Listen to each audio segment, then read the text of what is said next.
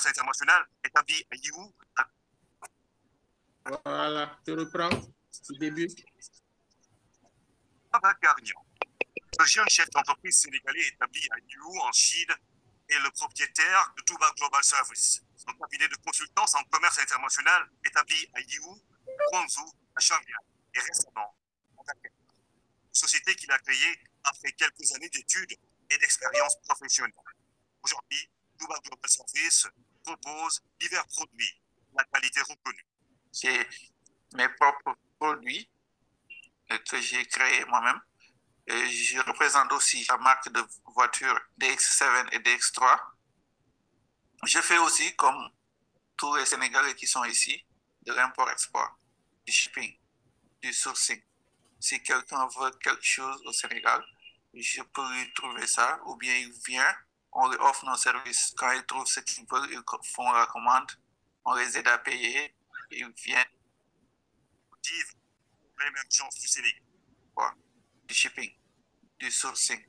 Si quelqu'un veut quelque chose au Sénégal, je peux lui trouver ça, ou bien il vient, on lui offre nos services. Quand ils trouvent ce qu'ils veulent, ils font la commande, on les aide à payer, ils viennent, on les aide à recevoir les marchandises, à vérifier et à envoyer au Sénégal. J'ai créé le produit Mina Care Anion Sanitary Napkin que vous voyez là-bas.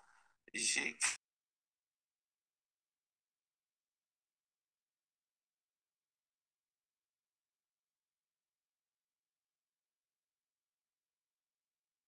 créé mon produit Baby Diaper, Cut Baby Diaper. C'est un livre électronique qui consiste à révolutionner l'apprentissage des sciences religieuses. Le Coran avec le BIC.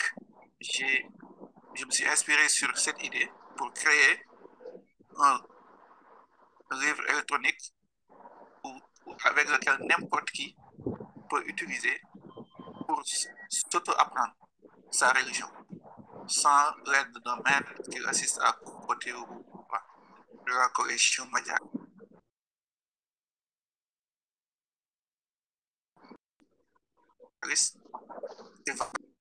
Partout dans le monde actuellement, partout dans le monde, je reçois des commandes, je n'arrive même pas à lire. C'est la prière du matin et la lecture des Khassaïd. Le café Touba, c'est son épouse chinoise qui le sert à ses invités.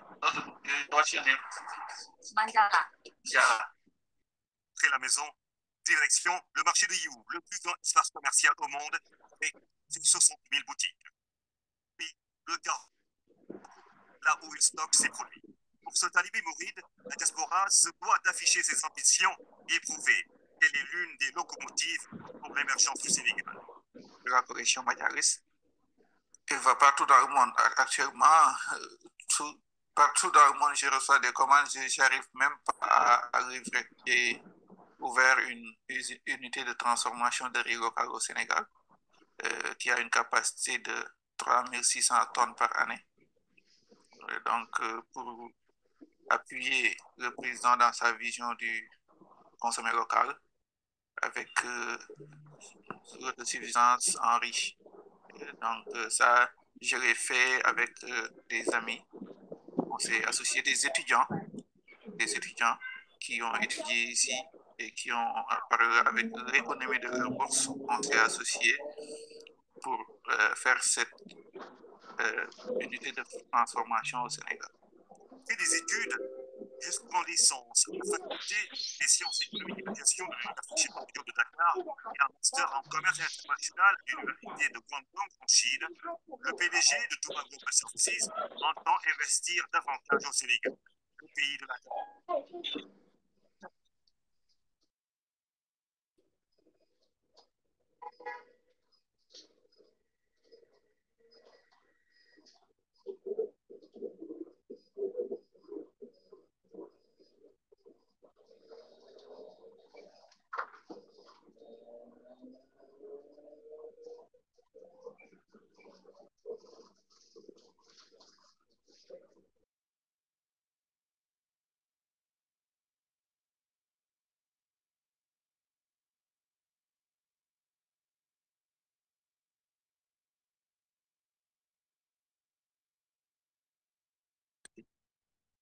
tout ce que j'entreprends, comme Serigne Touba l'a dit dans Nahju Haji, Oman Dahal Baba, Walek Walek, il a dit que si tu frappes dans une porte, tôt ou tard, la porte va s'ouvrir ou bien la porte va se défoncer, mais tu vas entrer, tu vas finir par entrer. Donc moi, je me suis donné cette ligne. Et depuis lors, vraiment, des fois même, je me surprends moi-même parce que je pense à quelque chose, je dis que je vais le faire. Les gens vont rire de ça, mais demain, ça va se réaliser. Touba Global Services, l'expertise sénégalaise.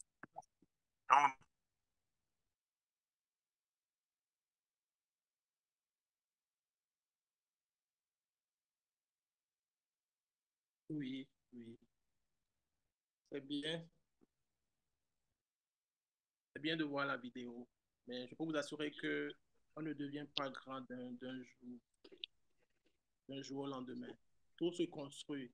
Tout se construit. So, en tant que jeune béninois, on peut aussi arriver. Voilà un exemple d'un grand homme. Il a commencé petitement comme nous ici, étudiants, aspirants, et il est maintenant grand. Avant qu'on ne passe à lui, je vais inviter très rapidement Monsieur Odafode Hubert. Il est béninois comme moi, comme vous. Il a commencé au Bénin, maintenant il est en Chine et il fait son petit bonhomme de chemin.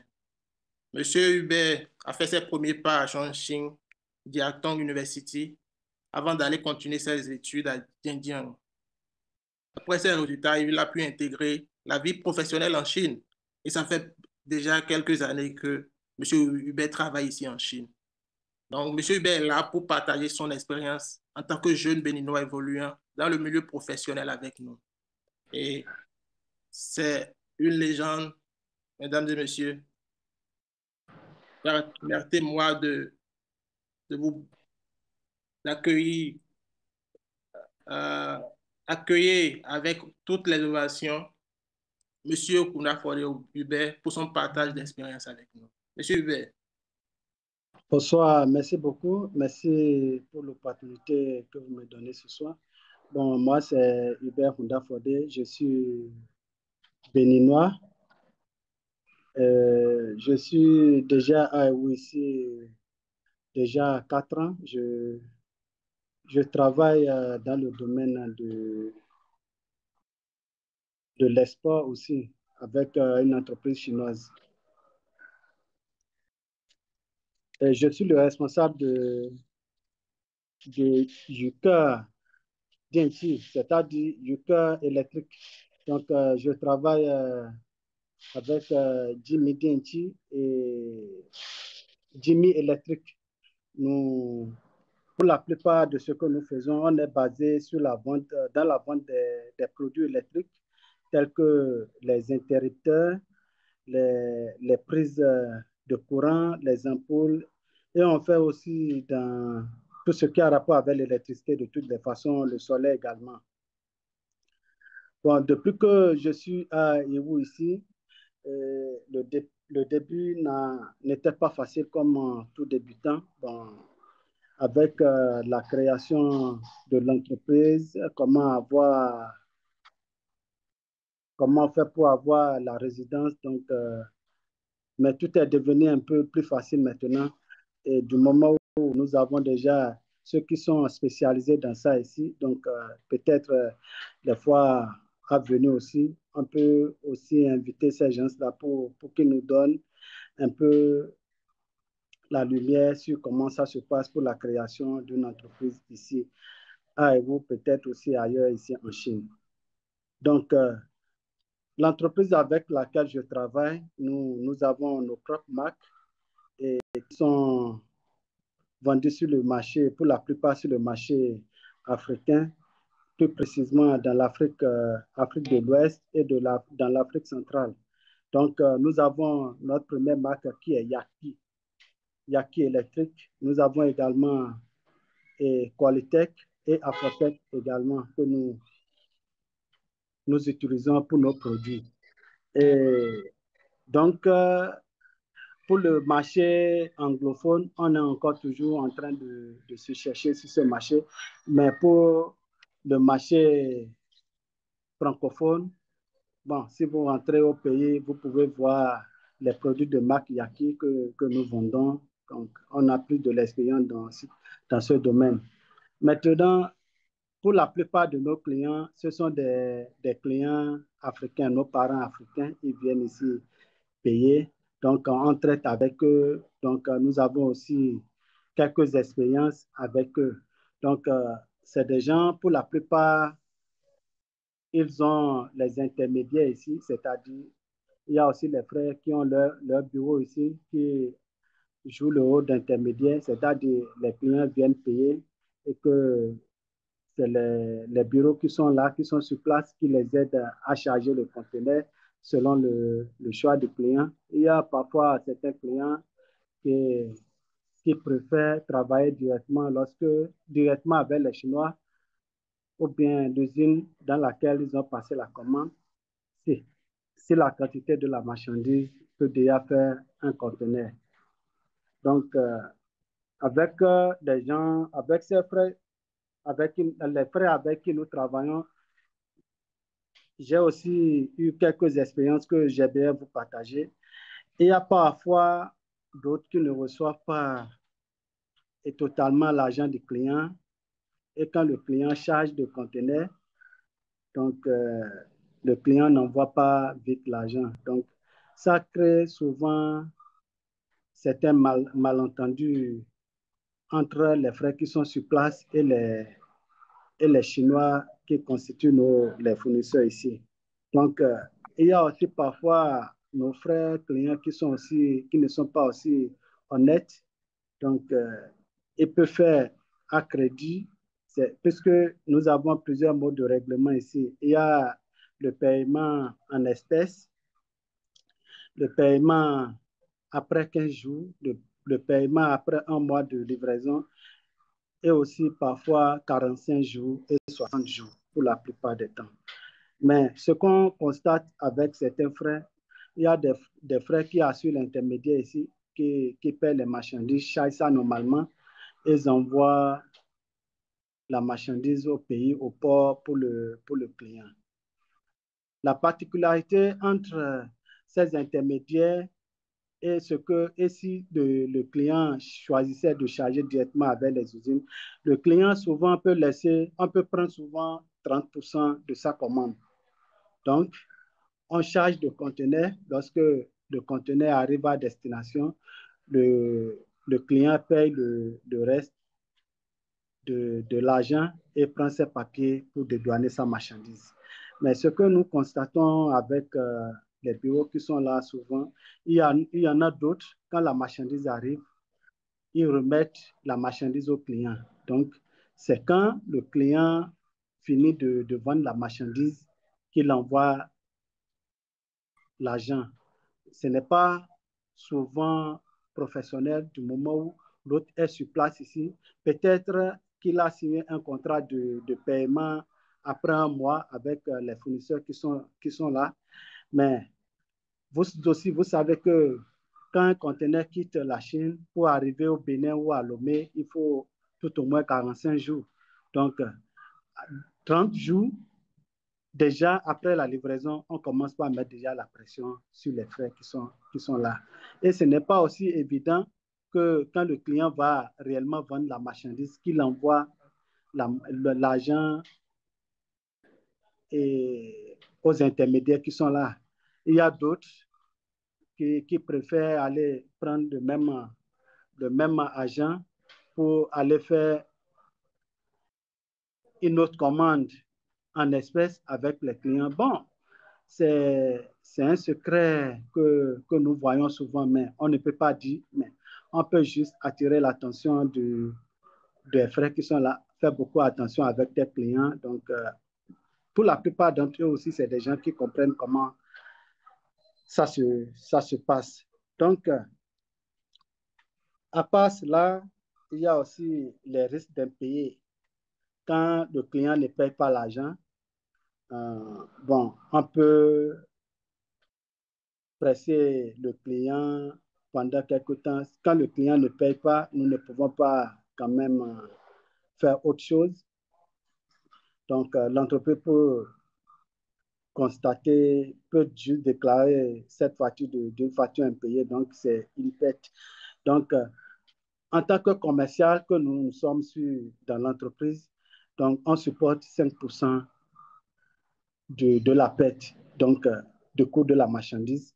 Donc, l'entreprise aussi supporte les 95%. Je vous rassure que ce n'est pas facile, mais on essaie de tout faire pour que nous n'ayons pas de pareilles situations. Donc, par conséquent, il y a la pression. Donc, et donc en tant qu'employé dans l'entreprise où je suis, donc, il y a certains règlements intérieurs. Donc, je pense que ça peut aussi nous inspirer également en tant que futurs entrepreneurs ou bien ceux qui sont déjà dans l'entrepreneuriat et qui cherchent toujours des meilleures formules pour pouvoir gérer les employés. Par exemple, dans notre société ici, quand tu accuses un retard d'1 minute, on te coupe sur ton salaire 2 renminbi. Donc, quand tu fais exprès de ne pas faire l'empreinte digitale, donc, c'est sans raison, on te coupe 10 yuan par omission. Donc, et par mois, ici, puisque moi, je travaille dans une boutique, et on a 3 jours de repos par mois. Quitte à toi de savoir comment disposer les 3 jours. Tu peux passer 2 jours ensemble et après, tu attends quelques semaines, tu disposes d'un jour restant. En tout cas, ça dépend de tes programmes aussi. Mais ceci dans le respect des programmes des autres, parce que quand tu sais qu'il y a certains clients qui vont certainement venir te voir dans la période, tu dois essayer d'arranger ton emploi du temps pour que les clients ne viennent pas te manquer. Ou bien si tu dois régler certains trucs qui sont aussi stratégiques, par exemple, lorsque un client veut charger la marchandise et qu'il est en manque de marchandises, tu dois au moins te rendre disponible pour pouvoir aider le client à avoir les marchandises s'il s'intéresse aux marchandises que tu as en stock. Donc, voilà. Maintenant, on doit tout faire aussi pour que la boutique ne soit pas fermée. Donc, tu dois essayer voir aussi dans le programme des collègues sinon, ils ne veulent pas se reposer. Donc, voir comment arranger. Maintenant, par rapport à d'autres expériences, c'est-à-dire l'ancienneté.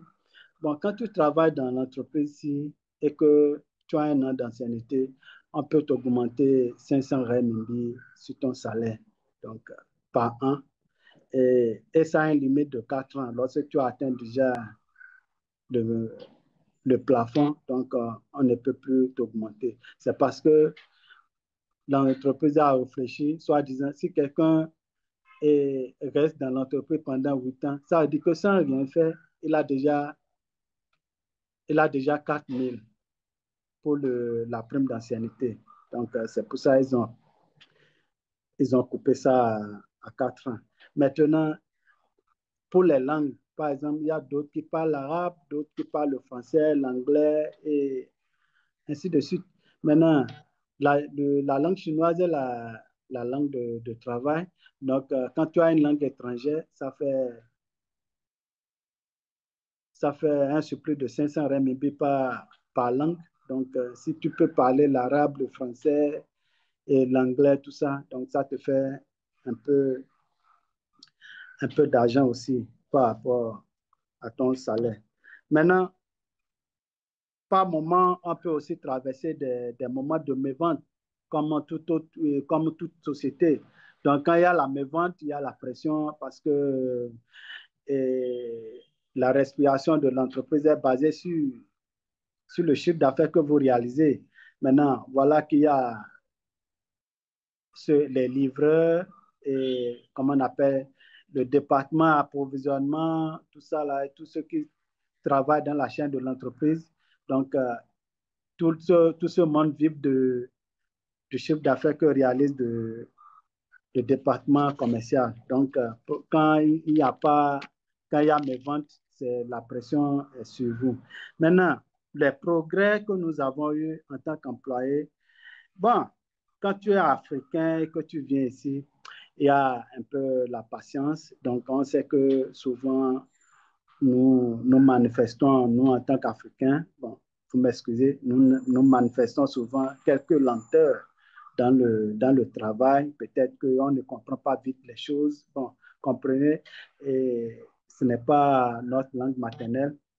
Donc, il faut également aussi du temps pour pouvoir comprendre le système, comment ça fonctionne, la chaîne de l'entreprise. Donc, et l'entreprise est patiente, donc on peut t'accorder jusqu'à de 2 mois à 3 mois. Quand tu ne comprends pas, il faut poser la question. Et aussi, il faut manifester le désir de quelqu'un qui veut réellement apprendre. Là, on va t'accorder ben, les premières impressions sont très importantes. Lorsque tu viens dans l'entreprise et que les 2 premiers mois, tu es actif, tu accueilles bien les clients. Bon, je pense que c'est plus facile d'amener l'entreprise à faire les papiers pour toi, pour te donner le visa et tout ça. Maintenant, je voulais aussi parler de notre intégration. Bon, je pense que Oui, c'est déjà oui, dans le, allez rapidement, monsieur Hubert. oui, dans le progrès dont j'ai parlé. Maintenant, entre Africains et Chinois par moment, il y a souvent des moments de, de tension. Mais dans l'entreprise ici, bon, les Africains sont souvent privilégiés, donc on évite qu'il y ait de ces genres de problèmes. Et bon, la période stratégique de l'entreprise, c'est quand le Chinese New Year s'approche, parce qu'il y a tellement la pression, donc la livraison et le recouvrement des dettes. Donc, la vision de business en Chine devient de plus transparent. Donc, surtout quand on est en Chine, même les clients, puisque quand tu crées une entreprise ici, tu veux rendre le service en Afrique. Maintenant, il y a aussi une possibilité aujourd'hui, il y a la possibilité d'Internet, tout ça. Les fournisseurs d'ailleurs d'ici peuvent déjà trouver les clients déjà là-bas. Donc, tout devient très transparent. Donc, pour pouvoir y arriver, donc, il faut protéger votre business, c'est-à-dire avoir votre propre marque pour vos différents produits et aussi avoir la transformation, puisque c'est ce dont l'Afrique a besoin aujourd'hui. Donc, sur ce côté, nous aussi, on est en train de penser à comment faire pour pouvoir se faire une place dans ce business. Voilà un peu le résumé de ce que je pouvais vous dire par rapport aux expériences que j'ai eues ici en tant que commercial. Donc, moi-même, je suis en train d'investir pour pouvoir avoir personnellement ma société sur place. D'accord, d'accord. Merci, monsieur. Merci beaucoup. Merci. Bonne chance. Merci pour ces mots. C'est vraiment édifiant. Ça prouve que c'est possible. C'est possible. C'est pas sorcier. Pas sorcier. Merci, merci. Et bon vent à vous. Bonne chance surtout. Merci. Voilà. Nous saluons très respectueusement l'entrée solennelle du PDG Toumba Global Service. PDG, on était sur la fin de vous recevoir. Oui, on était sur la fin de vous recevoir. Merci, merci d'être enfin avec nous. Très rapidement encore, Oh, PDG, vous êtes au volant. Oh, on, on vous reçoit pas bien. Vérifiez votre micro, s'il vous plaît.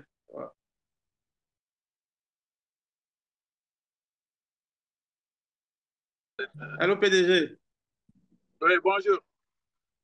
Voilà, là c'est bon. Oui, on vous reçoit à 5 sur 5.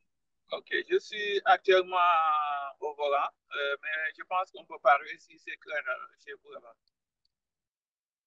D'accord, d'accord. C'est bien. Avant que vous nous rejoigniez, on a lu votre vidéo, on a parlé plus de vous. Là, maintenant, c'est à vous de nous parler en tant que jeune.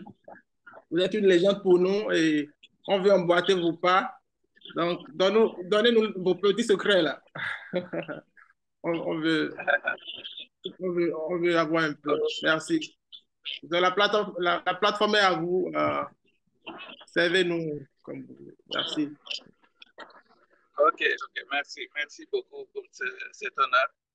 Je suis très ravi d'être avec vous aujourd'hui parce que par rapport à votre invitation, je viens actuellement de Forêt pour visiter aussi les Africains de Forêt en tant que président de l'Association africaine de Chongqing.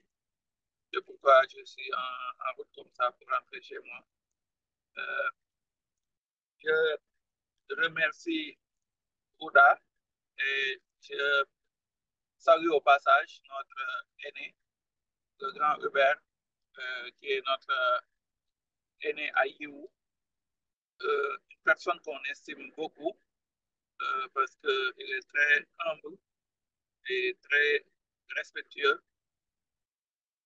même si on n'a pas trop de, si on n'a pas trop de relations amicales, mais je le vois de très loin et c'est une des références aussi à IU. Parce que quand on est en Chine, il faut être quelqu'un qui est respectueux de la loi, mais aussi euh, quelqu'un qui est honnête, comme disent les Chinois, Sheng Xing Shou Fa. If you are Sheng Xing Shou Fa, ni Sheng Xing Shou Fa, ni Kei Da Kai Kidi, tu peux ouvrir les opportunités. Quand tu es honnête et aussi quand tu respectes la loi, tu peux accéder à toutes les opportunités. Donc, c'est ce que je voulais témoigner. Je veux profiter de cette occasion pour témoigner cela de notre grand frère qui est à IU, qui s'appelle Hubert. Je suis très content d'être avec vous, la communauté béninoise. Vous êtes tous mes frères. Je remercie aussi mon frère et ami Spero, qui est à Chongqing, quelqu'un de très ouvert, de très généreux et de très humble dans le partage et tout. Je l'ai connu il n'y a pas très longtemps, mais vous avez un vrai leader. Si vous cherchez un repère en Chine, il ne faut pas chercher loin. Vous pouvez prendre déjà Hubert et Spero. Donc, pour en venir à moi, je ne peux pas parler de moi-même parce que je pense que parler de soi, ce n'est pas très intéressant, mais je peux quand même vous raconter mon expérience en Chine, mes débuts difficiles et aussi ce que j'ai fait et je suis arrivé à faire et je continue de faire en Chine. S'il n'y a pas un thème orienté, je peux continuer sur ça. Si vous avez aussi un thème spécial dont vous voulez que je parle, je peux essayer de parler de votre thème. Donc, je suis à l'écoute. Oui, merci, M. Aboubakar. Oui, en fait, votre profil, ça dégage de l'inspiration. On veut d'abord savoir comment est-ce que vous aviez commencé. Parce que vous avez commencé très petitement et nous voulons commencer parce qu'il est important de commencer. Quand on commence, on peut pousser haut et grand. Donc, s'il vous plaît, comment est-ce que vous avez commencé ici en Chine?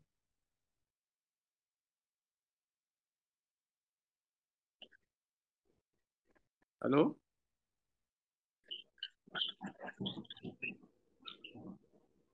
Allô, PDG, vous me recevez? Quand je faisais la carte de première, donc le virus du business m'a attrapé à ce moment parce que en ce moment, il y avait le téléphone qui venait d'apparaître, c'était vers les années 98. donc, qui venait d'apparaître au pays. Donc, les gens vendaient les SIM cards, les cartes SIM, et les téléphones aussi. Il y avait les habillages pour changer l'habillage du téléphone et autres. Donc, j'ai commencé par ce business électronique. En ce moment-là, puisque j'étais étudiant, j'étais élève, l'opérateur téléphonique donnait une possibilité aux étudiants d'acheter la carte Jamono Jeune.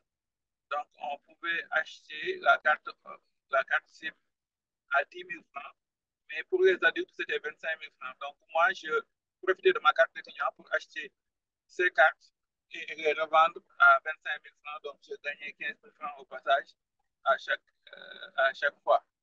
Et l'appétit vient en mangeant, c'est là où j'ai chopé le virus du business. Ça a même failli gâter mes études. Et mon père a très bien compris ça en tant qu'enseignant. Il m'a amené dans une autre ville où était mon oncle. Donc, j'ai continué mes études là-bas. Mais quand le business est dans tes veines, tu ne peux plus t'arrêter. Tout ce que tu vois, c'est du business. Donc, c'est là où j'ai commencé. Et après cela, j'ai eu mon bac.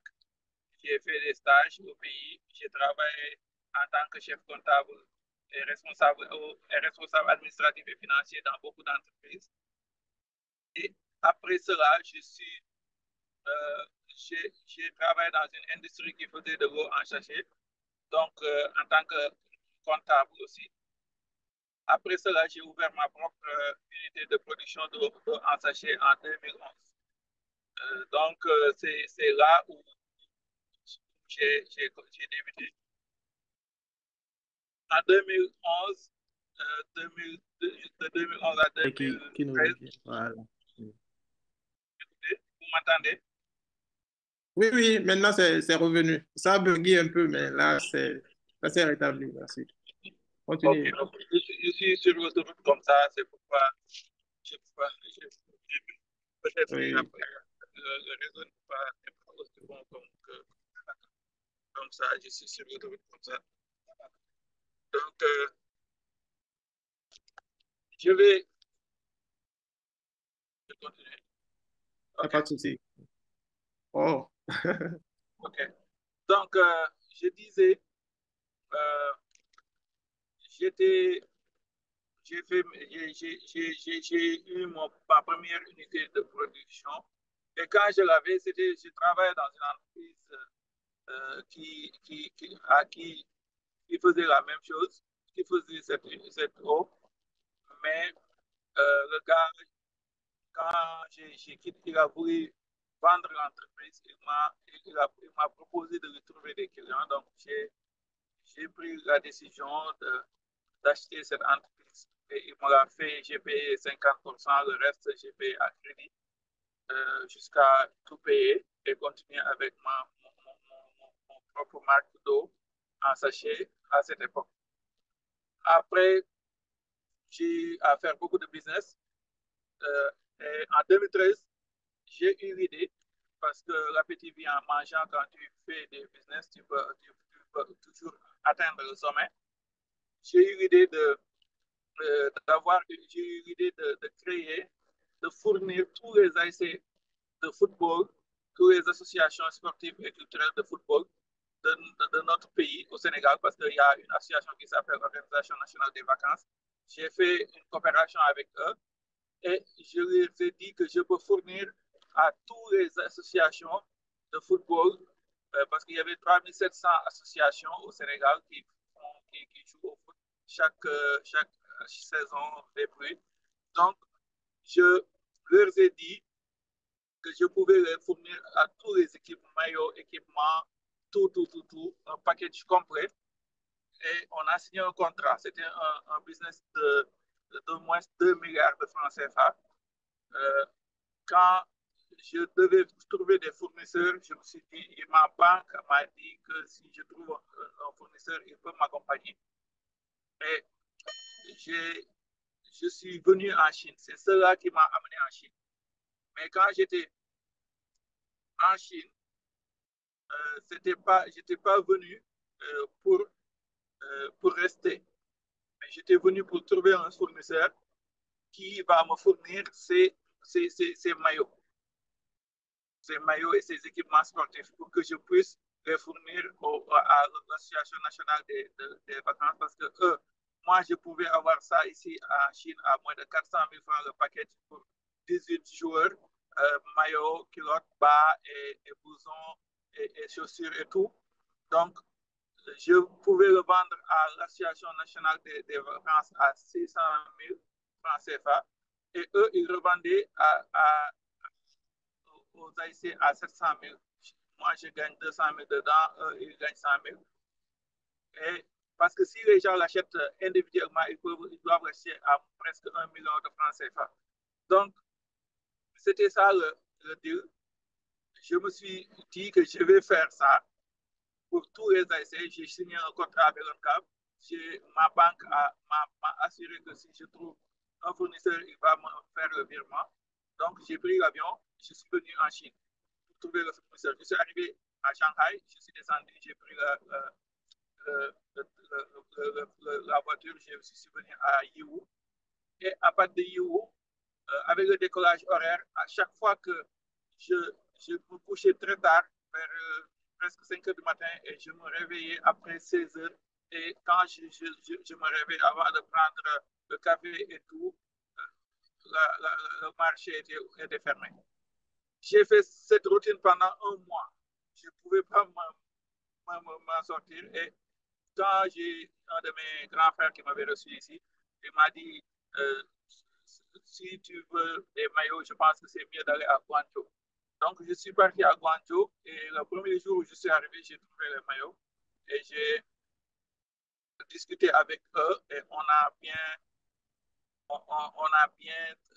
discuté par rapport au prix et tout. Ils m'ont donné les échantillons, j'ai envoyé au Sénégal et le Sénégal a confirmé les échantillons. Donc, il restait juste que ma banque puisse transférer l'argent au fournisseur.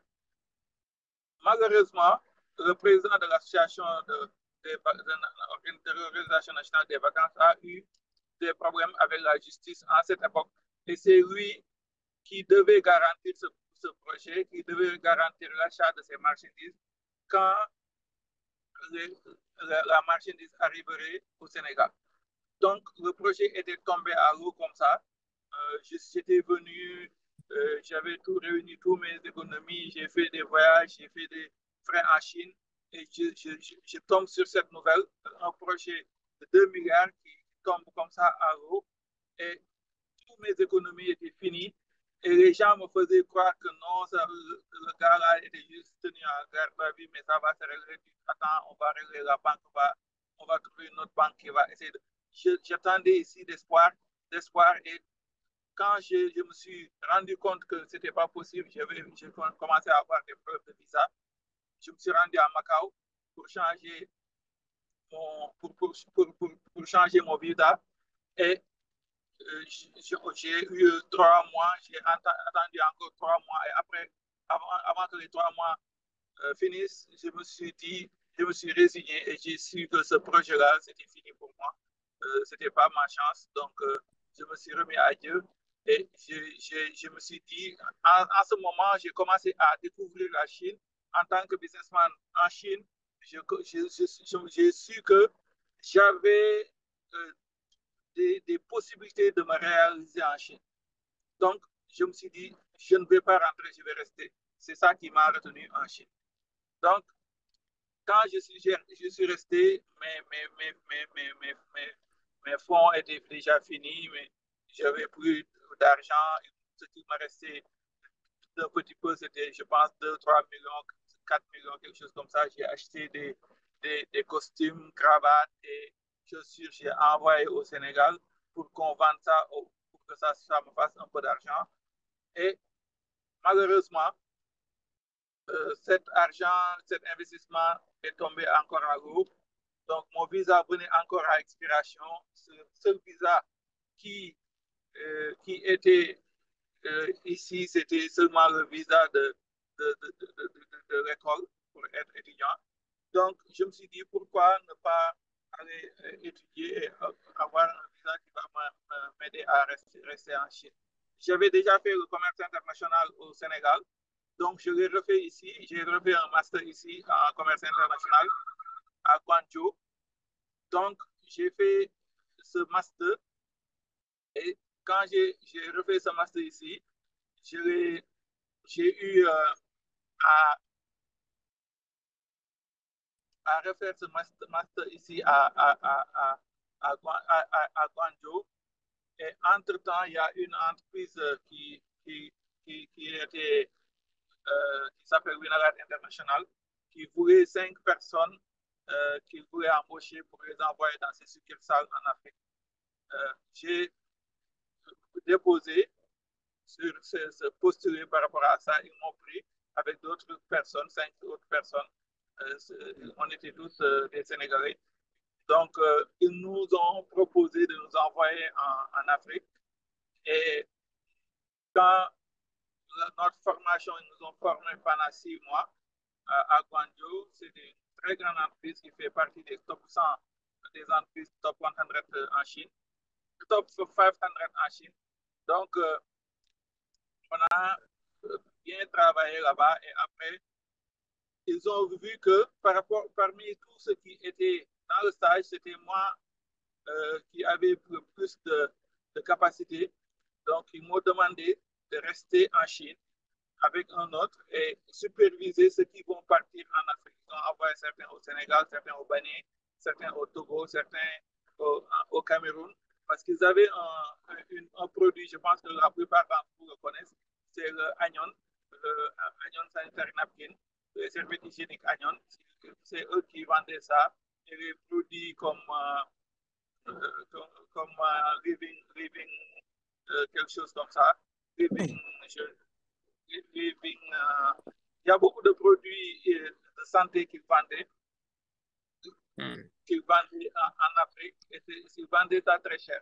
Donc, j'étais ici et quand je commençais à prendre mes repères, il y avait le directeur marketing qui m'aimait beaucoup, qui s'appelait Moucheri, et qui m'a dit que lui, il faut faire la même chose que l'entreprise là, mais il ne me l'a même pas dit, il a dit à l'autre gars qui était là-bas. L'autre gars me l'a dit, mais il me l'a dit après, parce que lui, il a encore dit à notre patron, le plus grand patron, le président, le chairman de l'entreprise, et le chairman de l'entreprise a renvoyé Moucheri. Et quand il a renvoyé Moucheri, le gars là a dit que Moucheri aimait aussi Babacar trop. Et les gens ont eu peur de moi, donc ils ont dit, ils ne m'ont pas renouvelé mon contrat après que ça s'est terminé. Donc, à partir de là, Chéri m'a demandé de le rejoindre à Shanghai. C'est ce qui m'a amené à Shanghai. Je suis parti à Shanghai. Je suis parti à Shanghai. Et à partir de Shanghai, j'ai eu à rester là-bas. Chéri m'a donné une maison là-bas à Sujiahui, dans le quartier le plus cher de Shanghai. Donc, on était là. Je pensais que c'était un projet déjà ficelé, mais c'était juste une recherche de financement. Le gars, il voulait m'utiliser comme quelqu'un pour trouver des financements avec des patrons chinois. On a eu à faire beaucoup de patrons chinois, le tour de beaucoup de patrons chinois. Chaque jour, on dîne avec un vrai patron chinois. Lui, il expose le projet et il me proposait comme son partenaire. Quand j'ai découvert ça, je lui ai dit, moi, je pensais que le projet était déjà ficelé. Il m'a dit, non, ce n'est pas encore ficelé, mais tu peux rester, tu as ta maison, tu as tout. Donc, tu peux rester, qu'on ficelle ça, et après, tu vas avoir 5% dedans.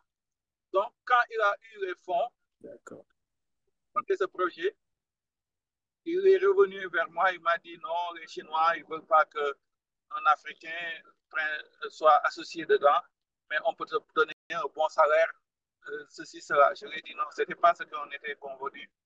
Ce qu'on était convenu, c'est que tu gérais 5% du projet et tu vas me faire un prêt de 20 millions pour que je puisse réaliser un de mes projets que j'avais à cœur. Donc, fait comme ça, je me suis résigné, je l'ai laissé partir.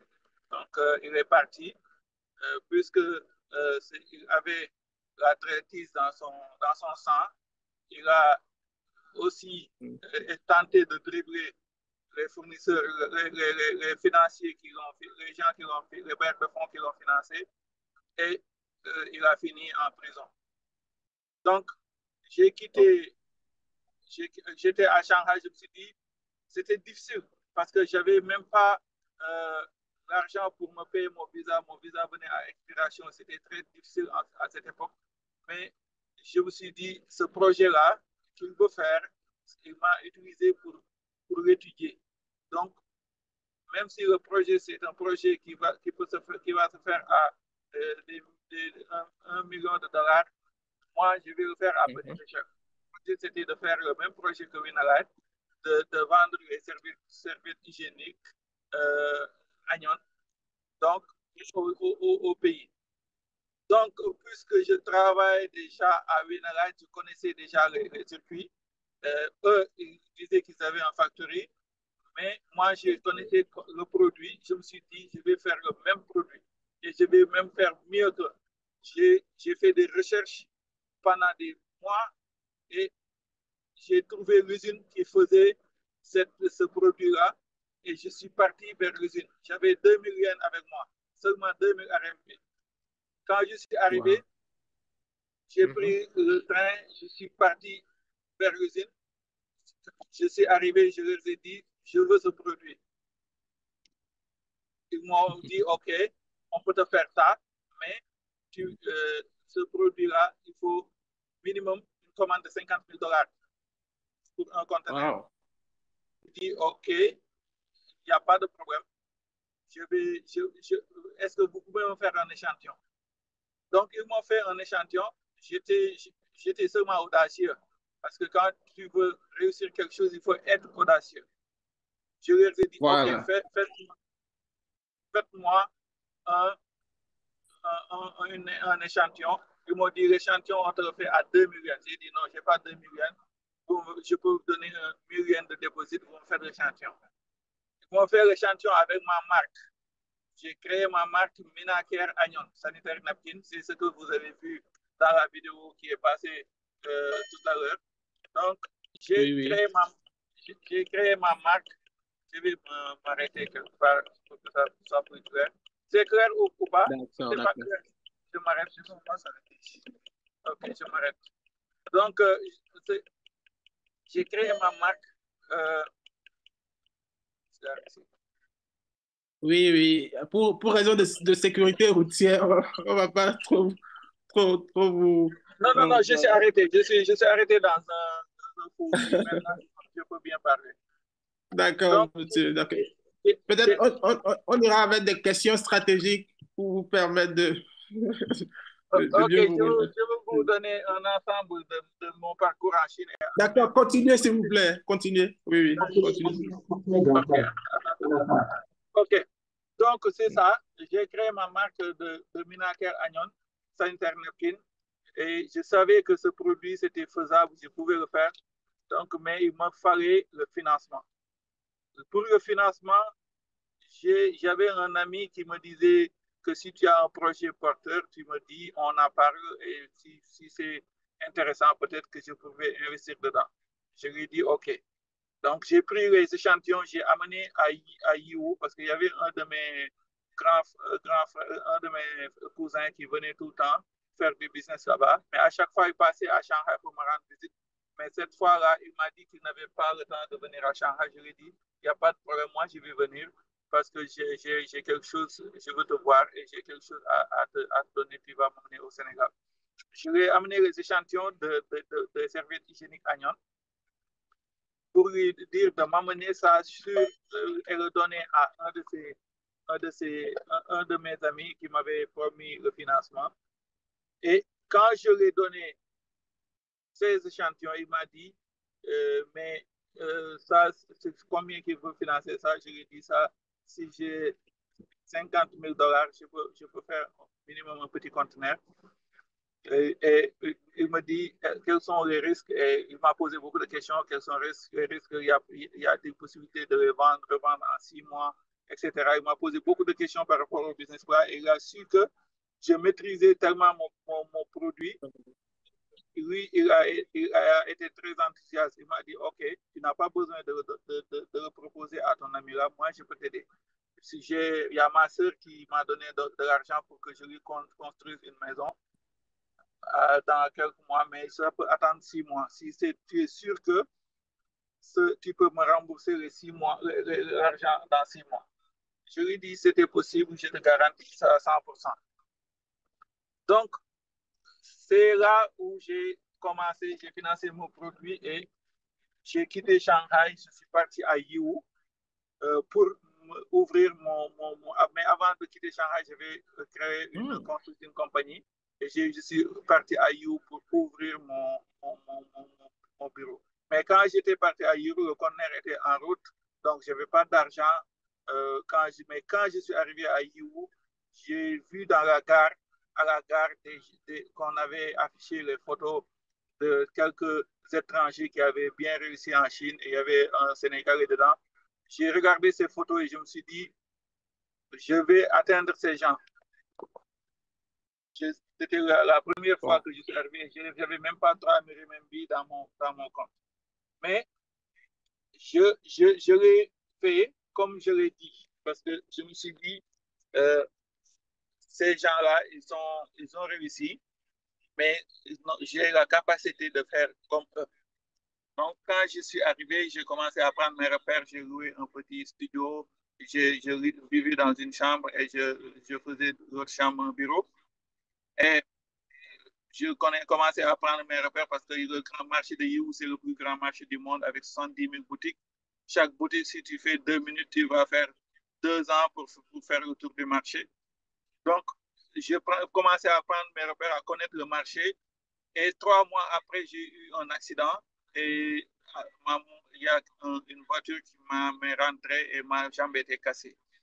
Et c'était difficile parce que quand quelqu'un vient de commencer d'entrer dans une nouvelle vie et commence à prendre ses repères et il a cette épreuve, c'était très difficile pour moi. Mais heureusement, dans ma chambre d'hôpital, dans mon lit d'hôpital, j'ai reçu un grand business. Même si mon client ne savait pas que j'étais arrêté à l'hôpital, mais il m'a donné ce business. J'ai retraité dans mon lit d'hôpital avec mon téléphone. J'ai sourcé jusqu'à trouver ce qu'il voulait. Je lui ai envoyé une cotation avec mon téléphone. Il m'a envoyé l'argent. J'ai envoyé le dépôt au fournisseur jusqu'à commander et convoyer les marchandises jusqu'à réception et j'étais dans mon lit d'hôpital. Et là, j'ai gagné beaucoup d'argent quand je suis sorti et mon conteneur aussi était arrivé. Je commençais à avoir des ventes. Quand je suis sorti, j'ai ouvert ma société à Yiwu. C'est comme ça que je suis arrivé à Yiwu. Maintenant, je pense que vous pouvez poser vos questions. Après, je résume juste Yiwu. Quand je suis arrivé à Yiwu, j'ai commencé à travailler et aujourd'hui, même le gouvernement de Yiwu, de Chine m'a pris comme en tant que médiateur dans le bureau de justice de Yiwu. Tous les problèmes entre les fournisseurs et les étrangers, je suis parmi ceux qui peuvent régler ça à Yiwu. Et tant d'autres, je suis le représentant de One Belt, One Road au Sénégal. Je suis aussi le représentant de beaucoup de marques de véhicules en Chine et je fais beaucoup de business et j'ai ouvert aussi un restaurant africain qui s'appelle Maman Africa à Yiwu j'essaie de me réaliser ici. Donc, c'est ça en résumé, mon parcours en Chine. Waouh, waouh, waouh, waouh. Tout ce qu'on peut faire, c'est d'applaudir. C'est génial. Moi, j'ai noté quelques points avec votre histoire. J'ai noté le courage, l'honnêteté et de never give up.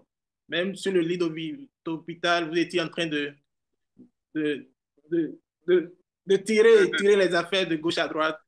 Vraiment, vraiment.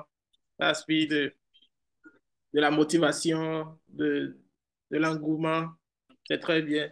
Donc, le PDG, on a quelques questions stratégiques pour vous. Donc, en tant que nous, jeunes, ici en Chine, quelles sont les questions, les conseils, j'allais dire, que vous pouvez donner à nous jeunes qui, euh, qui, bon, tant- nous tentons de commencer, mais ça ne vient pas. On est découragé par ci, par ça. Donc, quels sont les conseils que vous avez pour nous qui peut nous ragaillardir à continuer? OK. Je pense que quand on est jeune, il faut s'armer d'abord de savoir. Ça, c'est la première des choses. Quand on s'arme de savoir et de connaissances, tous les obstacles, on pourra les surmonter parce qu'avec le savoir, rien n'est impossible. Moi, Savoir. oui, j'ai D'accord. eu à faire ça. Et en tant qu'Africain aussi, on a été initié à l'école coranique. Donc, on a eu un passage difficile et dur. Donc, on sait ce que c'est que la vie. On s'adapte à tout, on a la capacité de s'adapter dans toutes les conditions parce que on nous a fait comme le coranique, c'est comme l'armée, on te forme à endurer la vie et autres.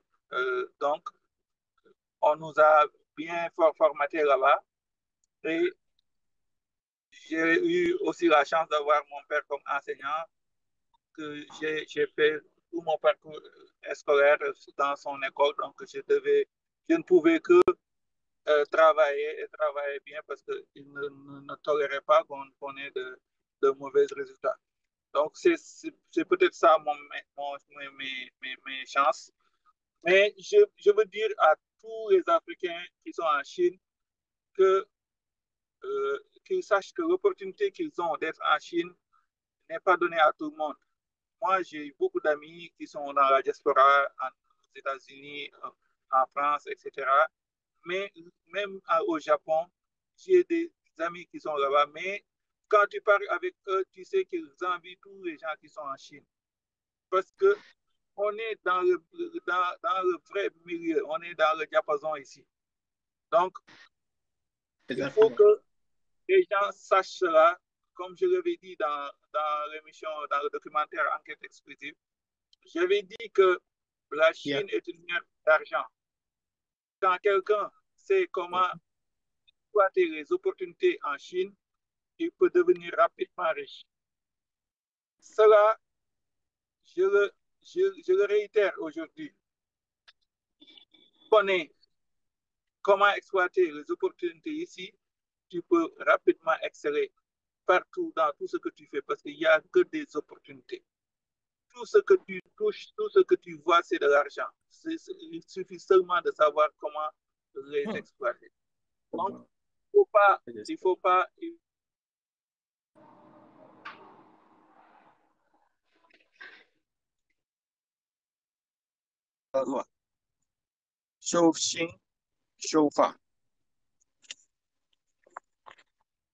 Ok, excusez-moi, mon téléphone est éteint, donc je continue avec celui-là. Oui, monsieur. C'est le téléphone de mon ami là. PDG Est-ce que c'est bon? est tombé. Oh ouais, c'est chauffé. D'accord. D'accord. Est-ce que je peux D'accord, continuer? on est là. Oh, d'accord, d'accord. C'est bon? OK. Oui, oui, c'est bon. On est avec vous. Ok. Comme Merci. je viens de le dire, c'est juste d'être honnête et de respecter la loi. Ça, quand quelqu'un est honnête et quand quelqu'un respecte la loi, tout ce qu'il entreprend, il peut le réussir. Et l'honnêteté, c'est tout. Quand tu fais du business, parce qu'un client qui vient chez toi, la première commande, c'est juste un test. Exactement. Mais quand tu le satisfais bien, tu ne mens pas, tu lui dis la vérité, même si tu tombes sur des problèmes, parce que parfois, tu tombes sur des problèmes, tu as des problèmes en Chine. Moi, j'ai eu beaucoup de problèmes ici aussi en Chine euh, par rapport au business. Mais je fais face. Je ne vais jamais reculer. Je ne vais jamais me cacher pour avoid, comment dire, pour contourner ce problème. Je fais toujours face à ce problème. Donc, c'est ça aussi qui me réussit. Parce que quand tu fais ça, tu gagnes davantage la confiance des clients, tu gagnes son estime et ce que tu gagnes à servir un client aussi, il faut toujours l'utiliser à bon escient. Quand tu gagnes des services, quand tu fais des profits dans ton business, aussi il faut l'utiliser à bon escient. Il faut planifier ton retour en Afrique, essayer d'investir là-bas. Moi, au moment où je vous parle, j'ai investi presque 4 industries au pays. Une industrie d'eau en sachet, une industrie de tasses en papier, d'eau en bouteille, de tasses en papier, et aussi une industrie de riz et une industrie d'arachide. Et actuellement, j'ai ouvert une unité d'assemblage de motos et de tricycles là-bas. Parce que il faut savoir qu'en Chine, rien n'est acquis. À n'importe quel moment, tout peut basculer. Donc, il faut penser au retour au pays. Il faut essayer d'être ici, mais d'avoir un pied là-bas. Donc, ça aussi, c'est un conseil que je peux vous donner. Mais pour ceux qui veulent commencer, cherchez un mentor, cherchez quelqu'un qui va vous montrer la voie. Ce n'est pas facile quand même, parce qu'il y a des gens qui pensent qu'à eux-mêmes. Mais si tu trouves la bonne personne, il te met dans le bon chemin, c'est fini. Tu trouves, c'est facile de réussir en Chine. Mais c'est ça le plus difficile. Le plus difficile, c'est de trouver quelqu'un qui est aussi généreux de te donner les clés, de te montrer la voie. Donc, ça, si vous parvenez à trouver cette personne, ce sera très facile d'exceller et de réussir en Chine parce que la Chine, ce n'est que des opportunités. Mais aussi, il faut essayer à vous rendre de plus en plus professionnel. Vous pouvez, il y a beaucoup de gens qui sont en Chine, qui sont à Guangzhou, Yiwu, mais ils n'ont que leur bureau, leur sac comme bureau. Ça, ce n'est pas intéressant. Il faut t'imposer parce qu'il y a des opportunités. Pour les saisir, il faut t'imposer. Il y a des clients, ils ne te donneront jamais une commande de 100 000 ou 200 000 $ si tu n'as pas de bureau, si tu n'as pas de licence, si tu n'as pas de compte $, si tu ne fais pas ton business correctement. Donc, ça là, il faut aussi aller vers le professionnel. Tu peux être dans l'informel peut-être pour un début, pour te faire une assise financière, mais il faut te professionnaliser. Tous les documents nécessaires. Moi, actuellement, j'ai l'import, la licence, j'ai l'import-export, j'ai le food-export, j'ai tous les documents nécessaires pour faire mon business que tous les gens ont ici. Et ça, le Chinois qui voudrait coopérer avec toi ou bien qui veut aller investir en Afrique, quand tu lui donnes seulement ton nom, il tape dans un système ou bien il tape sur Internet, il a tout tes données. Il sait qui tu es, quel type d'entreprise tu as, quelle est ta capacité. Et à partir de là, il saura s'il peut coopérer avec toi. Donc, il faut aller vers le professionnalisme. Et tous les documents qu'il faudra pour être pour faire du business. Quand tu fais quelque chose, il ne faut pas le faire à demi-mesure. Fais-le bien ou ne le fais pas. D'accord, d'accord, monsieur Niang. Vraiment, on est venu vous nous donner des points vraiment stratégiques. On a une dernière question pour vous. Une dernière question peut-être. C'est par rapport à l'industrialisation de l'Afrique. OK, OK. Quelle, OK, la ça, vision, quelle est votre vision et quelle méthode ou stratégie pouvez-vous partager avec nous, s'il vous plaît, concernant l'industrialisation de l'Afrique? OK, OK. Merci beaucoup. Cette question, c'est une question que j'aime beaucoup, euh, car je suis le président du mouvement patriotique pour la révolution industrielle du Sénégal. Je pense que l'industrialisation, on doit aller vers ça. C'est ça qu'il nous faut, parce que un pays ne peut jamais se développer sans industrie, parce que chaque pays dispose des ressources et ces ressources doivent être transformées. Et cette transformation, c'est cette transformation qui va donner de la valeur. Je l'ai bien compris quand je suis arrivé en Chine et avant même d'arriver en Chine, parce que comme vous le savez, j'ai eu à gérer des industries et à avoir ma propre industrie avant même d'arriver en Chine. Mais quand je suis arrivé en Chine, j'ai compris que le développement reposait sur des petites fabriques. Quand tu vas dans une industrie qui fait des véhicules, on peut te montrer un grand ensemble qui fait tout, qui montre les véhicules, mais c'est juste une unité de montage. Mais toutes les pièces, il y a plus de 2000 pièces qui concourent à la confection d'un véhicule. Et ces pièces sont dispatchées et chaque pièce est fabriquée par une entreprise différente. Donc, c'est ça qui crée de la valeur, c'est ça qui crée de l'industrie, c'est des petites fabriques. Et ces petites fabriques sont accessibles. Ce n'est pas cher. Quand, par exemple, je vous donne un exemple, quand tu veux créer une voiture, il y a une industrie qui fait le moteur, il y a une industrie qui fait les pneus, il y a une industrie qui fait les vitres, il y a une industrie qui fait les portes, il y a une industrie qui fait comment dire, le bourrage cuir, etc. Il y a une industrie qui fait les lampes. Tout produit, tu dois le trouver ailleurs. Et tu viens, tu fais l'assemblage. Donc, toutes ces industries-là, c'est des petites industries. Mais quand ils se regroupent, ils forment quelque chose de grand. C'est ce que les Chinois ont compris et ils se regroupent et ils font ça. Moi, je l'ai bien compris parce que j'ai eu à côtoyer beaucoup d'industries. Parce que durant mon séjour en Chine, j'ai eu à visiter, à collaborer, à acheter avec beaucoup d'industries. Donc, je connais comment ils fonctionnent.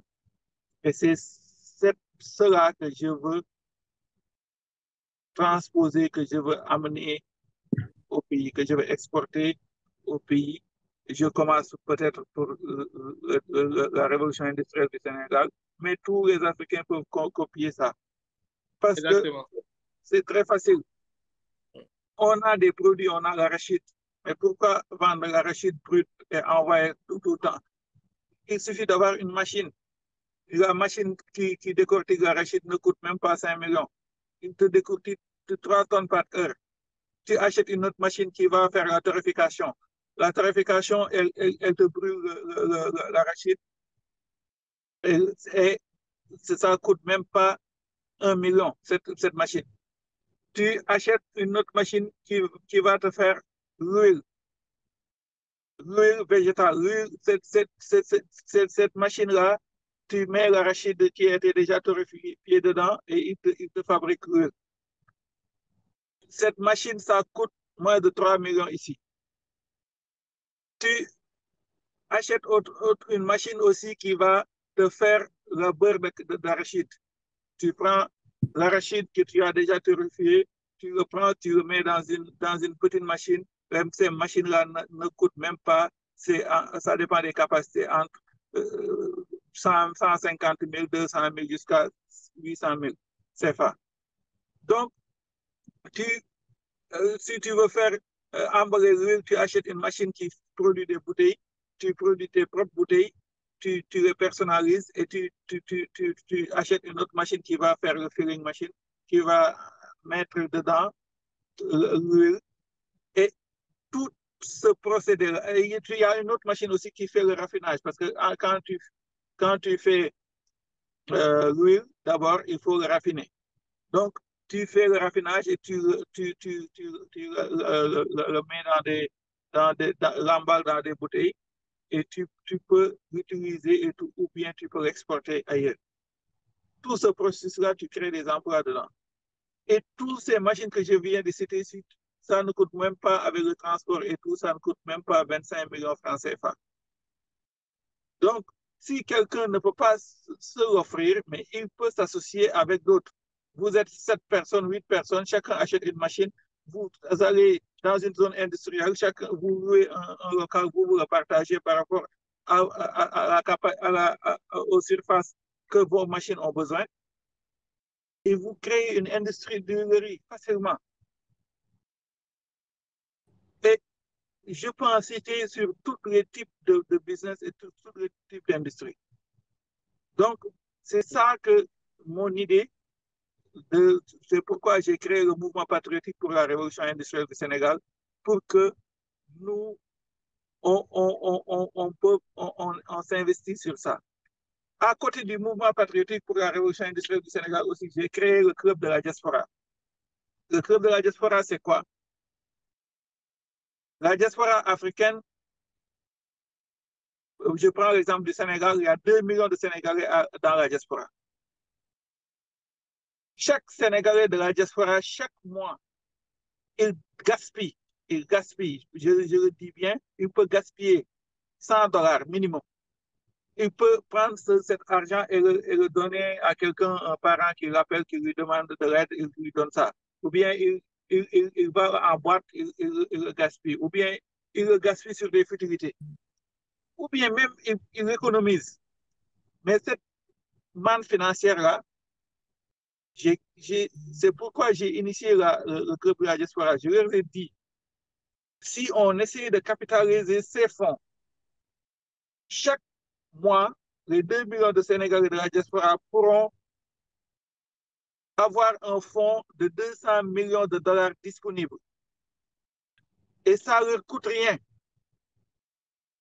Et si on le fait pendant un an, c'est presque 2 milliards 400 millions de dollars. Et ça, c'est des choses que tu gaspilles. Donc, pourquoi on veut toujours critiquer nos gouvernements? Ils ne font rien, ils doivent faire ceci, ils doivent faire ça. Nous aussi, on a notre mot à dire, on a notre pierre à apporter dans l'édifice. Donc, manne financière, si on le capitalise, on crée un fonds de la diaspora, on peut créer beaucoup de projets. Pour ceux qui sont dans la diaspora et qui ne sont plus à l'aise là-bas, qui veulent retourner au pays, ils peuvent créer des stations-service, ils peuvent créer des supermarchés, ils peuvent créer des hôpitaux, ils peuvent créer, même si l'État veut investir, parce que 2 milliards de dollars, c'est 1200 milliards par an, c'est ça. Si l'État veut construire une autoroute, le club de la diaspora peut financer ça au lieu que l'État vienne en Chine ou partir au club de Paris pour demander de l'aide ou bien pour demander des financements avec des taux exorbitants. On peut créer des hôpitaux. Ou bien on prend des parts sur une autoroute à péage. Et cela va nous bénéficier. Le développement de l'Afrique, c'est possible.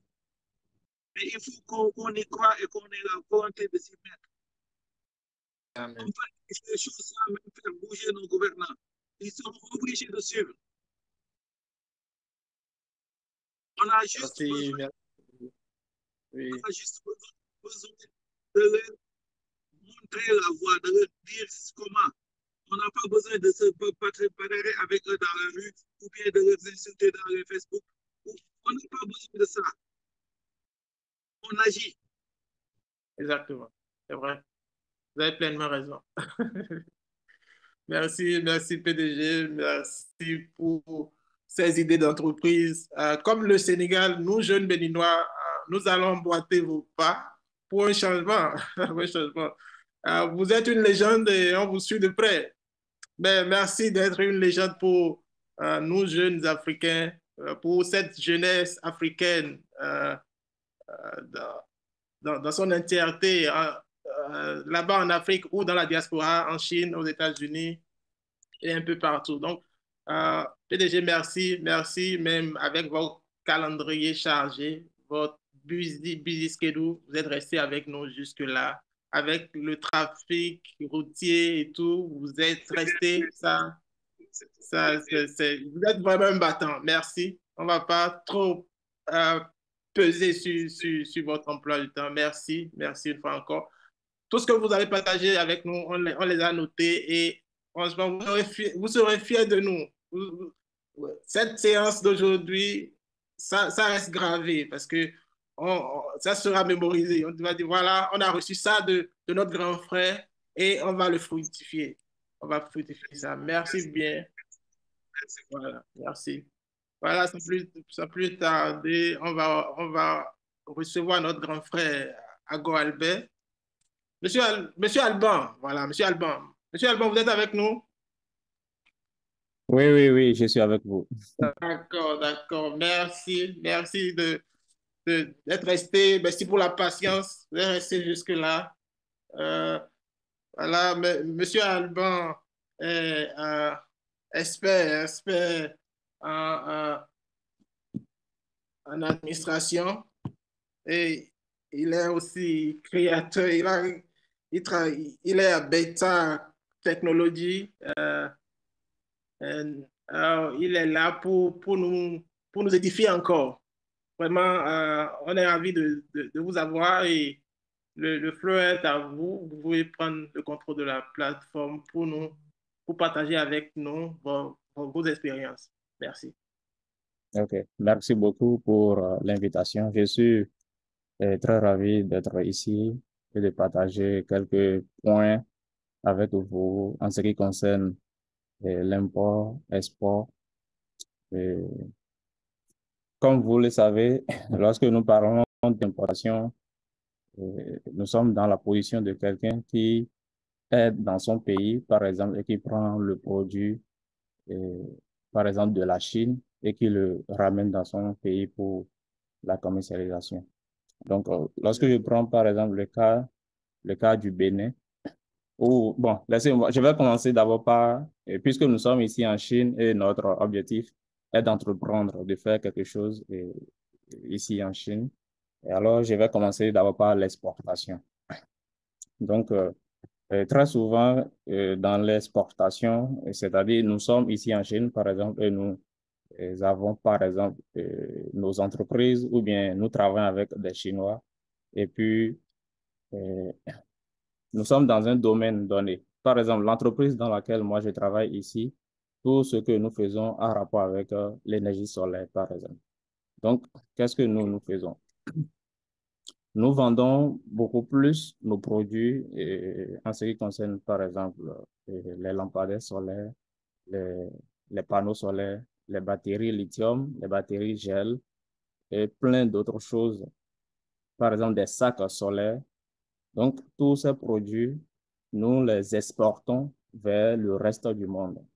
Et il y a aussi d'autres traders, par exemple, qui sont ici en Chine, qui peuvent s'approvisionner auprès de notre entreprise et eux aussi qui vont les exporter vers le reste du monde. Donc, nous vendons principalement vers le reste du monde et nous envoyons aussi des produits au Bénin et dans l'Afrique de l'Ouest, l'Afrique de l'Est également, vous voyez. Donc, pour quelqu'un qui veut entreprendre ici en Chine et qui aimerait avoir peut-être son entreprise, quels sont les conseils que moi je peux par exemple prodiguer? Si vous avez votre entreprise ici en Chine, votre activité ne sera qu'une activité d'exportation. Donc, vous achetez les produits auprès des usines ici en Chine, par exemple, et que vous vendez vers l'extérieur. Donc, les gens sont en dehors de la Chine et vous demande tel et tel autre produit que vous achetez ici chez des fournisseurs et que vous vendez vers l'extérieur. Donc, votre entreprise, dans ce cas, n'aura pas trop de charges, en quelque sorte, en ce qui concerne les taxes. Vous voyez. Parce que l'entreprise ne fait pas, ne fait que des achats et qu'elle vend vers l'extérieur. Donc, l'entreprise n'aura par exemple qu'à payer des taxes ayant trait aux bénéfices qu'elle aurait tirés de cette activité d'exportation, de cette activité de vente vers l'extérieur que l'entreprise a menée. Et ces taxes, par exemple, c'est-à-dire l'impôt sur le bénéfice, est calculé selon des marges données. Donc, très souvent, pour les petites entreprises que nous avons ici en Chine, et auparavant, le taux, par exemple, le taux qui est appliqué pour l'impôt sur bénéfice, c'était de 7%. Mais depuis l'année dernière, puisque à cause de la pandémie, comme les entreprises sont un peu en difficulté, le gouvernement chinois, par exemple, a essayé de...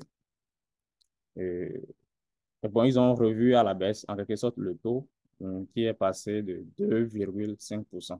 Vous voyez, donc, c'est très important. Donc, lorsque vous vous battez réellement et vous avez votre entreprise et qui réalise un bon chiffre d'affaires et un bon bénéfice, donc vous n'aurez qu'à payer 2,5% au, au gouvernement. Bon, ça là, c'est en dehors des autres taxes ayant trait à votre, par exemple, à votre salaire, parce que il y a aussi des impôts sur salaire et d'autres frais, par exemple, comment il faut dire, nous parlons aussi du Shebao, donc il y a d'autres frais qui ont trait à l'employé.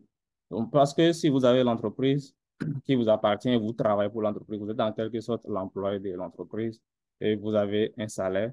Donc, sur ce salaire, il y a d'autres frais, des impôts, des cotisations. Comme au Bénin, nous avons la caisse et la CNSS. Je ne sais pas si vous en avez entendu parler. Donc, on a aussi ces petits détails que nous avons également ici en Chine. Donc, si vous avez une entreprise ici, comme le grand frère l'a expliqué tout à l'heure, notre invité, donc il faudrait que vous ayez un bureau en bonne et due forme où les gens sauront qu'effectivement, quand ils vont se rendre à tel bureau, à n'importe quel moment, si ce sont pendant les heures de travail, ils vous trouveront là-bas. Parce qu'il y a aussi des entreprises et des usines ici en Chine auprès de qui vous voulez acheter ou bien vous commandez la production d'une marchandise que vous devez envoyer à un fournisseur à l'étranger. Bon, vous-même, vous savez, dans un début, vous pouvez ne pas avoir un fonds de roulement vous-même. Je suppose que le client qui est à l'extérieur vous a envoyé 30% de la somme. Je suppose que c'est 100 000 $. Le client vous envoie 30%. Donc, après production, si l'usine ici en Chine ne recouvre pas les 70% de, de la commande, par exemple, elle ne vous donnera jamais la marchandise pour que vous puissiez l'exporter vers l'étranger. Parce que l'usine s'est dit, ah, si elle vous laissait la marchandise maintenant, le reste de l'argent, peut-être que vous allez disparaître, vous allez fuir, ils vont perdre. Donc, il faudrait que vous aussi, vous ayez un bureau, vous puissiez, puisque avoir un bureau, si le fournisseur, l'usine sait que oui, vous êtes ici, même si elle vous laissait la marchandise, à n'importe quel moment, si elle va à tel endroit, elle pourra vous trouver. Ça lui donne, ça met l'usine en confiance. Parce qu'il faut la confiance. Sans la confiance, vous ne pouvez pas évoluer dans ce que vous faites. Et je pense que dans toute activité, même quand vous êtes ici, je suppose, nous sommes, dans un premier temps, nous sommes étudiants, même en étant étudiants, nous faisons de petits business. Et un parent ou quelqu'un au pays te dit, ah, je veux telle chose, tu essaies d'acheter et tu lui envoies. Le parent t'envoie l'argent, peut-être par Western ou bien par MoneyGram. Mais il peut y arriver que le parent vous dit, ah, je veux telle chose, achète et envoie, et après, je t'enverrai l'argent. Mais s'il n'y a pas un lien de confiance entre vous et ce parent, par exemple, vous n'allez, même si vous avez les sous, vous n'allez jamais acheter le produit et lui envoyer et après il vous paiera. Vous comprenez donc? Puisque auparavant, vous aviez déjà eu à collaborer avec ce parent et vous êtes confiant que, bon, même en achetant le produit, vous lui envoyez, il pourra payer après. Puisqu'il y a cette confiance qui est basée entre vous deux, vous achetez facilement le produit et vous lui envoyez. Vous voyez, mais si je supposais que cette confiance n'existait pas, vous n'allez jamais acheter le produit et lui envoyer. Vous voyez, donc, des deux côtés de la chaîne, il faudrait qu'il y ait la confiance et que quand le client vous envoie les sous, vous aussi, essayez d'avoir le produit, ce que vous aviez promis au client, essayez de respecter ce que vous, et si vous avez dit au client, ah oui, le produit aura A, B et C, donc quand l'agent vient, respectez également le contrat et envoyez au client plutôt le produit qui a A, B et C pour que quand le client recevra son produit, lui aussi soit satisfait. S'il y a la satisfaction, c'est qu'à coup sûr, demain, le client viendra. Même si je suppose que chez vous, le produit est légèrement cher, le client va se dire, mais j'ai l'habitude de travailler avec lui. Et quand il m'envoie le produit est bon, le produit est si. Bon, ce n'est pas parce qu'il a un yuan de plus que l'autre que j'irai chez l'autre. L'autre là, peut-être je vais acheter maintenant et ce ne serait pas de bonne qualité. Il vaut mieux que je reste avec mon ancien fournisseur. Donc, il y a de ces petits points sur lesquels il faut travailler chaque fois pour mettre le client en confiance. Et quand vous mettez le client en confiance, chaque fois, il revient, il revient, il commande, vous envoyez à bonne date. Et essayez d'être toujours honnête, comme le grand frère l'a dit tout à l'heure, parce que l'honnêteté euh, nous, nous produit beaucoup de choses. Donc, il faut être toujours honnête, toujours honnête. Si le produit n'est pas, si vous dites au client que c'est en 15 jours, le produit sera prêt, si vous êtes à 2 jours des 15 jours, vous-même vous voyez que le produit ne sera plus prêt à temps. Donc, informez le client au fur et à mesure que normalement, je vous avais promis 15 jours, mais dû à ceci, cela, le produit ne sera pas prêt à bonne date. Veuillez nous accorder tel délai, tel délai. Donc, essayez de lui expliquer. Et je pense que nous tous, nous sommes des humains. Donc, quand on nous explique des choses, nous comprenons. Donc, et l'honnêteté, parce que le business, il y en a, ils sont ici, le fournisseur, le client envoie l'argent, quand ils prennent, ils disparaissent. Nous, on a eu de ces cas où on nous a contactés, ils ont dit que ils ont acheté chez telle personne, ils ont envoyé l'argent à telle personne et jusqu'à présent, ils n'ont plus de ces nouvelles. Quand ils appellent, la personne ne prend pas. Donc, on a mené et quelques enquêtes. Vous savez, quand nos gens au pays, quand ils ont des problèmes, ils essaient de contacter et de telle personne à autre, on finit par tomber sur vous, on vous demande de les aider à résoudre tel problème. Donc, nous avons de ces choses que nous faisons tous les jours. Donc, essayez d'être honnête et travailler dur. Quand vous avez la vision, lorsque la vision y est, je pense que on peut évoluer. Sans vision, on ne peut pas évoluer. Si, je suppose, vous voulez quitter le Bénin pour la Chine, mais vous venez en Chine sans savoir le pourquoi vous êtes venu. Donc, ce serait difficile d'évoluer et de réaliser quelque chose. Mais quand vous avez la vision et votre but, c'est d'avoir votre propre entreprise et de commencer. Donc, OK, la vision est là. Mon objectif, c'est de commencer par exporter un produit A vers le pays. Peut-être dans un premier temps, je n'ai pas trop de clients, mais dans mon pays, au Bénin, par exemple, j'ai quelques parents qui pourront m'aider à, en quelque sorte, à faire la publicité de mon produit. Donc, vous pouvez commencer d'abord par envoyer à un parent sûr qui ne pourra pas vous tromper, vous dribbler.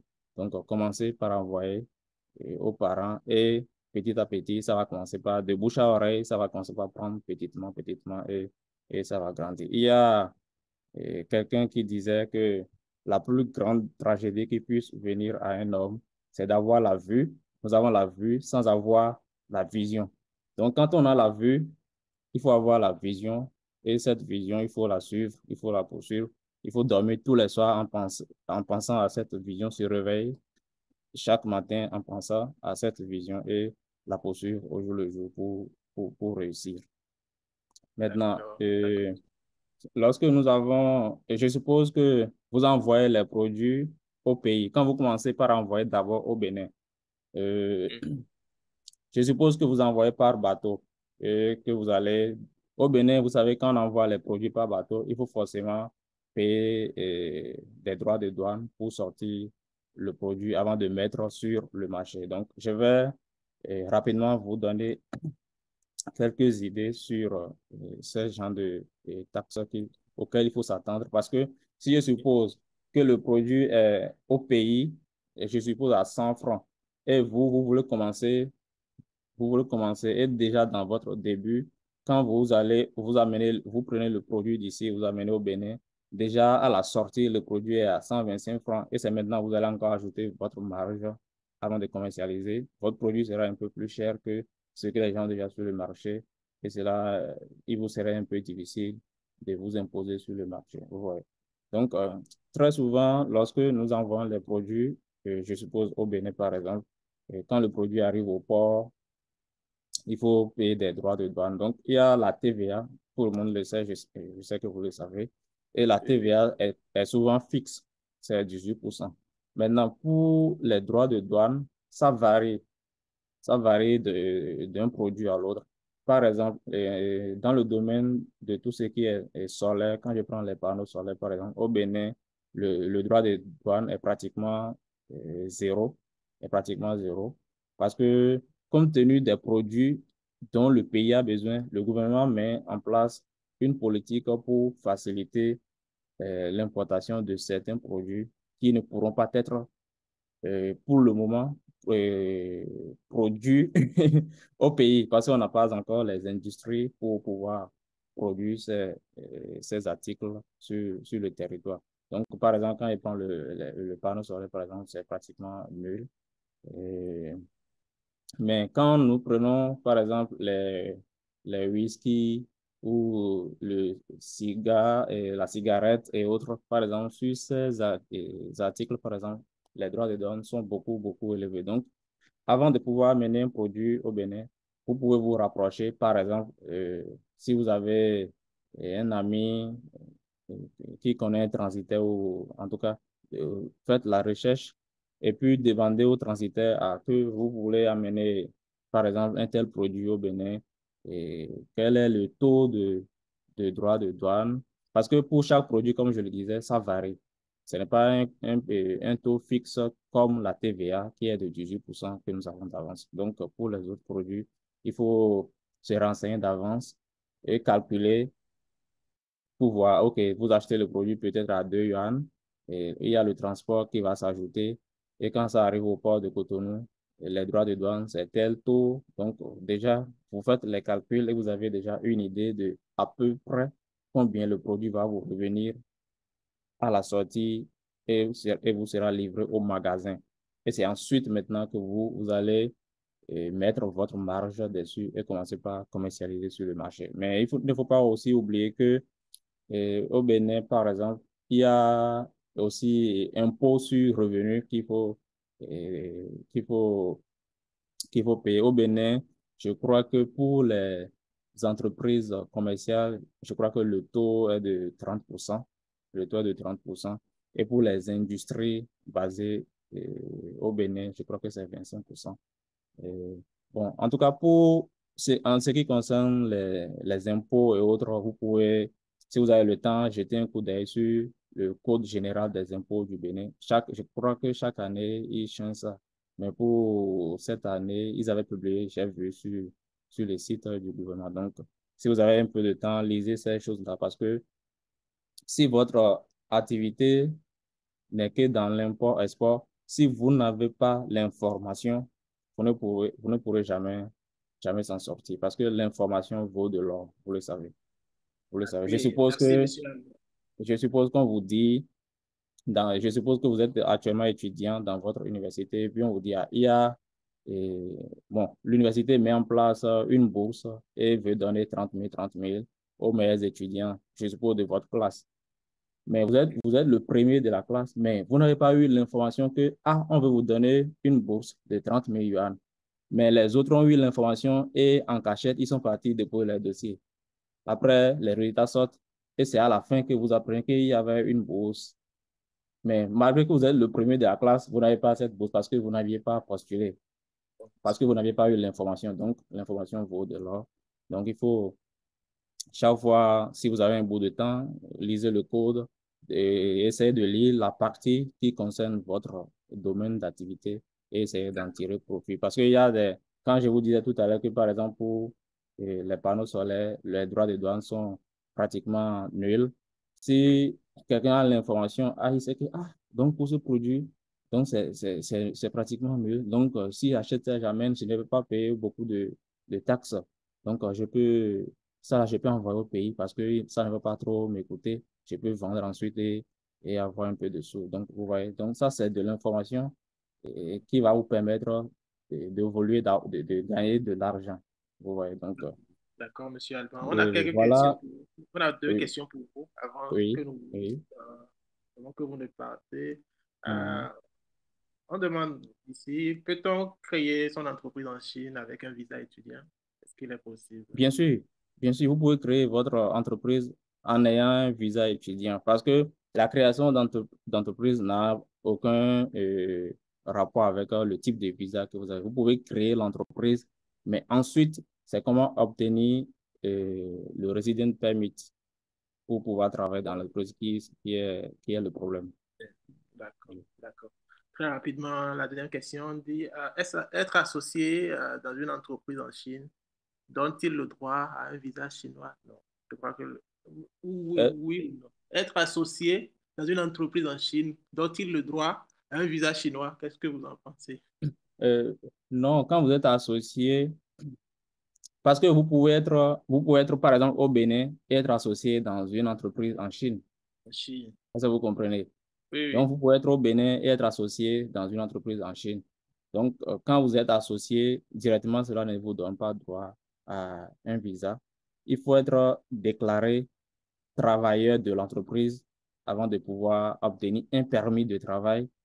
Et après avoir obtenu le permis de travail, maintenant, vous pouvez appliquer pour le resident permit. Oui, D'accord, d'accord. D'accord. Il y a une dernière question ici, mais oui. j'essaie de résumer la question. La Mhm. personne dit, comment recevoir une importante somme de l'extérieur si on a un compte de société en Chine et les taxes à payer lorsque les produits sont envoyés par bateau? Bon, je OK. sais pas.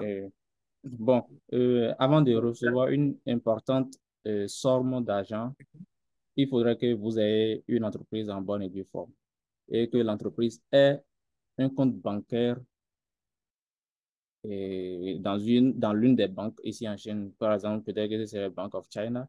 Donc, souvent, après la création d'entreprise et autres, vous allez créer un compte. Ils vous donneront un compte en renminbi et puis un compte en dollars. Donc, toutes les sommes que vous allez recevoir qui ne seront pas, par exemple, d'une entreprise ici en Chine, qui vont quitter l'extérieur de la Chine, ce seront l'argent doit venir en dollars sur votre compte dollar. Donc, c'est quand l'argent est maintenant positionné sur votre compte en dollars, vous, à partir de votre ordinateur, ou bien vous pouvez aller à la banque et maintenant, ils vont vous convertir le dollar de votre compte dollar maintenant sur votre compte renminbi. Est-ce que vous D'accord. comprenez? Oui, Maintenant, oui. lorsque l'argent vient comme ça, cela ne voudra pas dire automatiquement que vous savez quelle taxe il faut payer là-dessus. Non. Je suppose que vous recevez 5 000 dollars, c'est un exemple. Oui, Donc, oui. et puis, c'est pour vendre un produit à un client à l'étranger. Donc, le produit que vous voulez vendre, vous l'avez peut-être acheté à 4 000 dollars. Donc, ce qui signifie que vous avez gagné 1000. Bon, ça ne veut pas dire que déjà vous gagnez 1000 dollars. Peut-être qu'il y a quelques petites dépenses qu'il faut encore enlever dans les 5 000 dollars. Mais le coût d'achat de la marchandise, je suppose que c'est $4 000. Et il y a eu quelques dépenses, peut-être dépenses pour loyer, votre, comment on appelle, votre salaire et autres, on enlève. Et je suppose qu'il reste peut-être $600. Donc, $600, c'est en quelque sorte le bénéfice sur cette activité que vous avez menée. Donc, c'est sur ces $600 maintenant qu'il faut appliquer l'impôt sur bénéfice que vous allez payer au gouvernement, qui est actuellement de 2,5% pour les petites entreprises. D'accord. D'accord, Monsieur Alban. Merci pour ce partage. C'est édifiant. Et vous nous avez donné aussi des cas pratiques. Je vous remercie. Et je crois que vous serez le dernier intervenant de ce soir. D'accord. Donc, il faut toujours garder à l'esprit que être entrepreneur de notre époque, c'est beaucoup de challenges. Et tous les soirs, on se couche avec beaucoup d'incertitudes et de doutes. Et chaque matin, il faut se réveiller avec beaucoup d'espoir, comme un guerrier qui va conquérir le monde et travailler. Il faut toujours suivre sa vision et travailler dur. Il ne faut pas perdre de vue ce qu'on veut. Il ne faut pas suivre les autres. Il faut toujours avoir son objectif et poursuivre l'objectif. Je pense que tout ira bien. Nous sommes venus ici pour un meilleur lendemain. Donc, il ne faut pas perdre de vue cela. Il faut toujours travailler pour aller vers l'excellence. Je vous remercie pour tout. D'accord.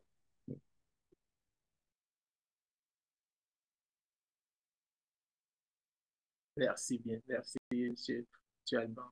D'accord. Il est toujours avec nous. Oui, monsieur Abouak est toujours là. Merci à tout le monde d'être resté jusqu'à cette heure. Là, on va prendre le prochain rendez-vous sur des thèmes encore plus édifiants parce que celui-ci était très, très bon. On a dégusté la première partie. Maintenant, c'est la fin de la deuxième partie.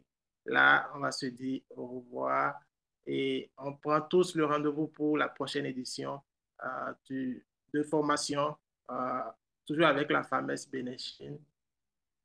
Là, on va arrêter et on se dit à la prochaine. Bye bye.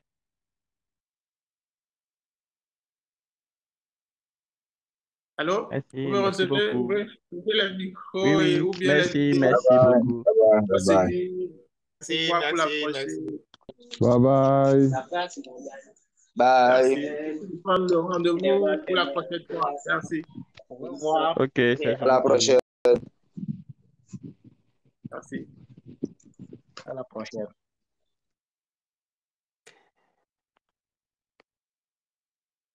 Et d'abord. D'abord, mais...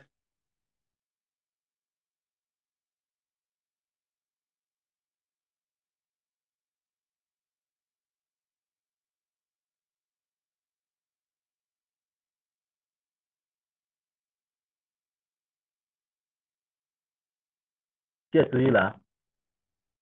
Ok.